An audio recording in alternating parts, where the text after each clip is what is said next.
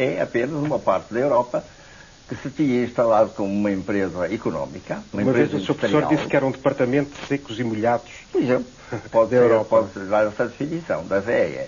Mas não tem importância nenhuma porque ela está desaparecendo para realmente se construir a outra Europa.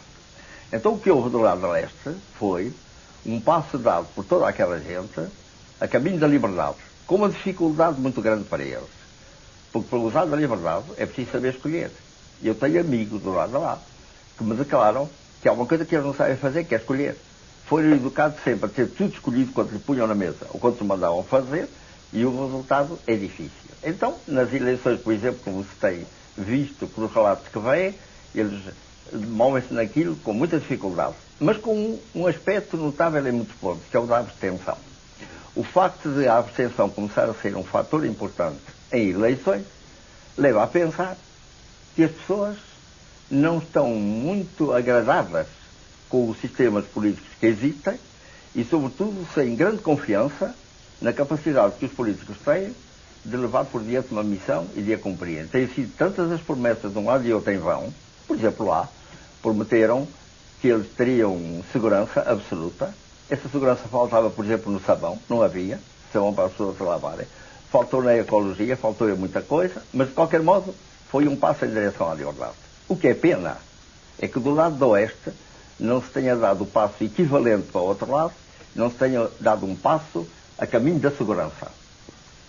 Existe a liberdade do lado de cá? Sim, parece que existe. E em muitos países está agora fazendo um inquérito, provocado pelos acontecimentos celestes, para saber se dentro deles, de uma França, de uma Inglaterra, provavelmente de Portugal, ou de outros países semelhantes, existe ou não existe a tal miséria que parece não existir. E se temos, portanto, que dar um passo no sentido da segurança, começando por acabar com essa miséria. Não?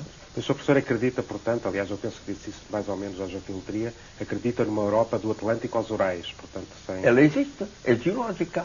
Foi sempre posta como uma parte do velho continente, de que a África é também uma parte. O facto de haver um canal de Suez não implica que não haja essa grande ilha que tem a Sibéria, ou que tem a União Sul-Africana e que tem numa ponta Portugal, e a Península, não?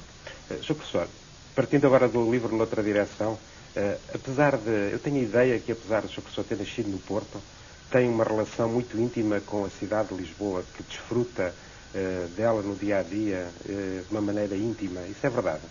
Vivi muito tempo, tenho vivido muito tempo em Lisboa, eu saí do Porto logo que terminei o curso na Faculdade da Letra, portanto com 20 e poucos anos, 21, 22, qualquer coisa como isso, e quase sempre tenho tido como centro de habitação Lisboa, exceto nos tempos de ter andado por fora, não é? Por Brasil, ou Japão e outros lugares assim. Mas sempre com uma ideia, não é? Que não desapareceu e pela qual, por não ter cumprido a qual, eu censuro muito o Filipe I, o Filipe II de Espanha, quando veio tomar conta de Portugal. É não ter feito de Lisboa, ou pelo menos dos estuários do Tejo, o que essa cidade devia ser, a capital dos mares.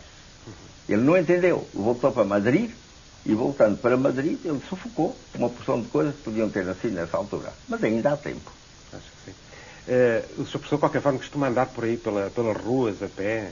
É uma coisa que faça no seu dia-a-dia? Eu gosto. Assim que entro num carro, quando me leva um amigo ou um táxi, me apanha ou qualquer coisa assim, assim que entro num carro já não sei onde estou. Estou tão acostumado a andar a pé e a sentir as ruas por estarem ao meu lado e comigo, andando comigo, por assim dizer, que qualquer meio de transporte eu me perco imediatamente e por isso prefiro, por exemplo, o metro a tudo. Sr. Professor, já viu as obras do Centro Cultural que estão a fazer junto aos Jerónimos? E que, de alguma maneira, caem um pouco sobre... Ainda não vi. Eu vou lá e o que vejo sempre é os Jerónimos. Qualquer ponto que me coloque, o que vejo sempre é os Jerónimos. Qualquer dia vê menos, porque vão a ser encobertos. Vão fazer ali um centro cultural. Primeiro é preciso saber de quê. Se vale a pena meter lá dentro alguma espécie de cultura e qual. Qual é a cultura que vai lá para dentro? É a cultura portuguesa ou é a cultura europeia? E há cultura europeia ou não há cultura europeia? E qual é a cultura europeia? É a da CEE ou é a da leste? É a dos muçulmanos, que são a segunda grande religião de França, ou é a de um cristianismo tão atrapalhado por vezes com as implicações políticas em que entra? É muito difícil definir. Mas que seria muito interessante, antes de se construir o edifício, saber que coisa é que vai viver lá dentro, que espécie de cultura é. Se tem utilidade ou não tem utilidade para Portugal. E quando eu digo para Portugal, se tem utilidade para o mundo. Porque continuo a achar que Portugal tem os seus deveres a cumprir com o mundo. Tem a ver se tira o mundo de todas as confusões em que ele anda metido. E para isso é preciso refletir, sobretudo, sobre si próprio. Agora estava a falar nisso, professor, e lembro-me de uma passagem do livro do Eduardo Lourenço, mas eu antes queria ainda perguntar outra coisa. Já alguém disse que o seu professor se está a substituir, enfim, nestas muitas reflexões que agora se fazem sobre si, que se está a substituir, em termos portugueses, como uma espécie de ideólogo oficial, de um filósofo oficial, estando a tomar o lugar do Eduardo Lourenço? Não creio. O Eduardo Lourenço sempre teve uma área de pensamento muito mais vasta que a minha, não é? Eu, quando estive na Bahia, quase ao mesmo tempo que ele esteve por lá, já as áreas eram bem diferentes. Eu estava apenas interessado em que o Brasil pudesse conhecer a África. E o que eu fui propor à Universidade da Bahia foi que enviasse professores dela para a África, para aprenderem a África que era preciso conhecer, e em seguida estabelecer-se em Salvador um centro de estudos africanos. A que, por insistência da Unesco, se juntou depois um centro de estudos orientais. Ficou Centro de Estudos África Oriental. E o Eduardo Lourenço, nessa altura, estava numa área muito mais vasta e muito mais difícil. Estava numa área de professor de filosofia em que era excelente, não é? Conhece muito bem a sua área, como domina todo o pensamento europeu, de maneira geral, ao passo que eu apenas estava tratando de África e mais nada. De maneira que substituir agora Eduardo Lourenço em Portugal é uma ideia que pode ser pitoresca, mas que não é de nenhuma maneira verdadeira, não é? Ele pensa as coisas de uma maneira geral e eu penso, sobretudo, naquele descobrimento que Portugal tem que fazer para o futuro. Primeiro, o descobrimento dele próprio, saber se há os tais pobres ou não há os tais pobres e acabar com isso. E, em segundo lugar, o descobrimento das suas potencialidades, que apenas mostrou construindo Portugal e construindo o mar. Pode ser que ele tenha que construir qualquer coisa de mais importante para toda a gente do que o Portugal que construiu ou que o mar que ele deu bem redondinho para a terra inteira gozar. Pois, mas, aliás, isso leva-nos também a uma ideia. O Eduardo Lourenço era precisamente isso. Há bocado cortei o seu raciocínio, peço desculpa.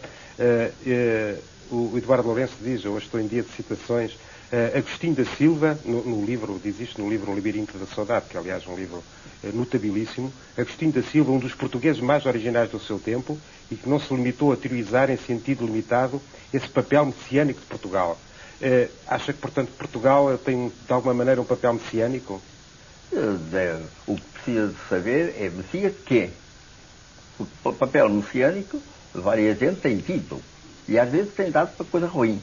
De maneira que é muito bom dizer qual é o papel messiânico de Portugal. Continuo a dizer que é para cumprir o que pensaram os seus portugueses há 600 anos, no século XIII. Como é que menino se vê livre um dia? Porque vive a vida e é educado pela vida de qualquer espécie de escolaridade obrigatória. Precisa hoje ainda. A família tem que habituar o menino a ter os costumes que tem a sociedade dos adultos. E depois a escolaridade obrigatória da escola, em que o menino tem que aprender, como o soldado aprende a marchar bem, tem que aprender aquilo que é necessário, de maneira a poder estar bem empregado e ser um produtor para a nação. Então, os portugueses achavam que devia chegar um dia, por nossa própria construção, ou porque ele está nos destinos do mundo, a um tempo eles juntavam as duas coisas. Porque tinham o culto do Espírito Santo, que eles achavam que seria o inspirador de uma nova época, e por outro lado, faziam tudo quanto era preciso na prática para se atingir aquilo que queriam. Educavam os meninos na vida, mandavam-nos o menos possível para as escolas, oprimiam-nos o menos possível em casa, para que eles pudessem usar a vida em plena liberdade e se educar por ela, e foi assim que eles derrubaram o grande sábio e a Bispo Sócrates. Foram os alfabetos portugueses. E depois, ainda, o que eles punham como ideal, que era que um dia a vida fosse gratuita, que fosse sendo cada vez menos cara, que fosse sendo cada vez mais aberta para os homens poderem gozar e dignamente a vida, e eu esse ideal. Eu sinto na obrigação de continuar.